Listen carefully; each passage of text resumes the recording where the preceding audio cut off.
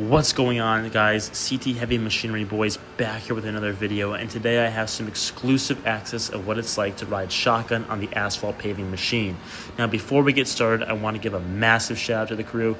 These boys are some of the most genuine, nicest people I ever met. They let me interview them, film them, and even get to tour some of their really cool equipment that my 5-year-old self, quite frankly, would have been jumping for joy if I even got to see it from afar. Now, in this video, you're going to see some really cool top-down shots, some side shots, and of course, what it's like to be on the Asphalt paving machine.